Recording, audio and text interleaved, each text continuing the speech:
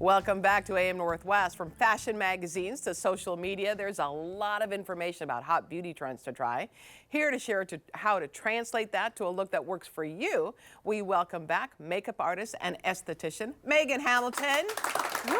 Audience claps. Yeah, look at special. that. Yes, I like it. I love it. I like So it. we're talking about makeup trends, which are they are fun to try, Yeah. but we kind of need to figure out what works for us and what doesn't work for us. 100%. Yes. Yeah. And I would say in my 20 years as a makeup artist, the thing that women always doubt their own abilities and what they should do. I think we come in with this lack of confidence. So what I want to say is, like, whatever feels good to you is okay.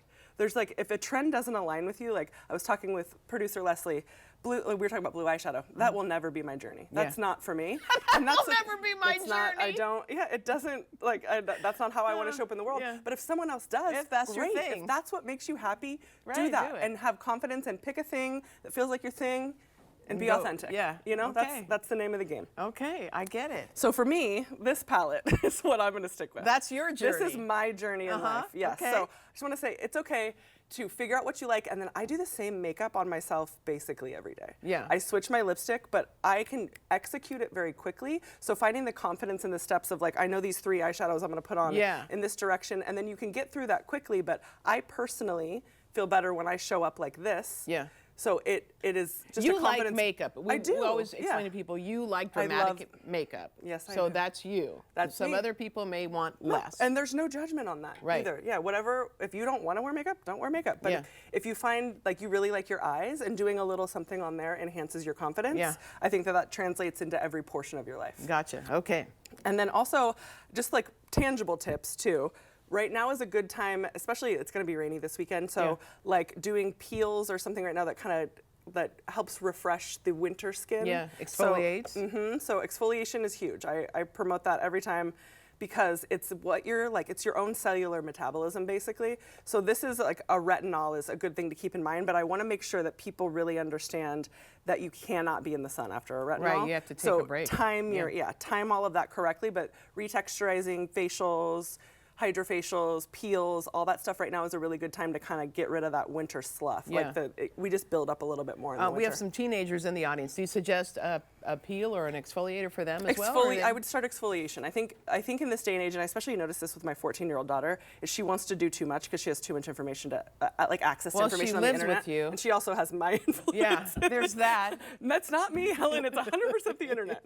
Just kidding. Yes. So I think starting smaller, not doing too much too soon is very important. Because you can really do damage You can to damage your your face. skin. Yeah. So I think just a physical scrub, something with scrubby beads in there after you cleanse. Make sure you cleanse first, because then you're just pushing dirt and oil into your skin if you didn't do that first.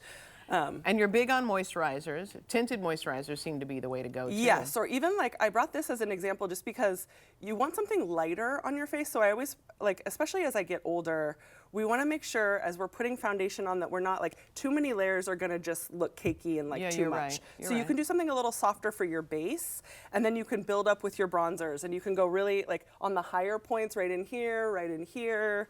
And then you have blushes that, you know how I feel about a blush. You love your blush. I think I've brought this more than once because this is my, like, this blush makes me so happy. I'm like, I have to tell everyone about it.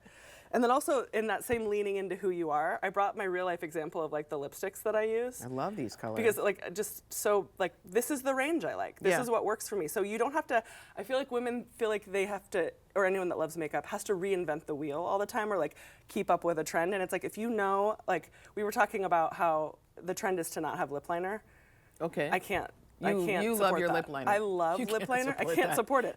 I love to see a really crisp Cupid's bow. Like all of that makes me happy. Right. So I don't have to adhere to a trend because that's what is out there. So I just want to. That's the message I want to say today too. What is it? The rule about your age versus how dark your lipstick can be? Because I thought that the older you get, like my age, you're not supposed to wear dark lipstick. Yeah, I think it has the tendency to age you, but I'm also, like we said, if you love a red lipstick and you're 75, do it. Like, who's gonna stop you? Right. But it can, especially in the wrong tone, like the undertones of the lipstick can make you look older. Right. Or if you have smaller lips, it can accentuate that, and if that's not something you feel good about with yourself, then just something to keep in mind too. And you like a good tool. That's important. Yep. I brought these just as an example of good brushes. What makes it a good brush, though? So using the right thing for the right thing. So like this is a synthetic brush.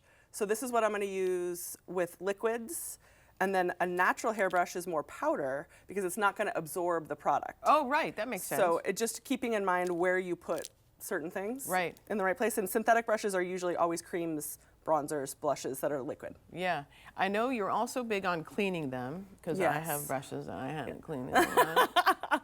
Honestly, I preach it more than I practice it. Yeah. But yes. Okay. So how important is it to clean them? So important, but I will say there was back in the day in my makeup heyday, MAC had dirtying up the brush was like a phrase. So they would almost put a little powder on it first, because with eyeshadows, if you're using the same color over and over again and it's just on yourself, it isn't like as important. Right. The liquid is really the place where we want to clean, because that's not going to have an even application and it can spread bacteria. So I would say all your foundation brushes, anything you're using liquid with, use that more often. And there's stuff you can buy that cleans your brush in a minute, or you can use soap and water like old school too. Yeah, whatever sounds works. good. Whatever All works. great tips, Megan. Thank you so much. Helen. All right, we'll be right back with more AM Northwest. Don't go away.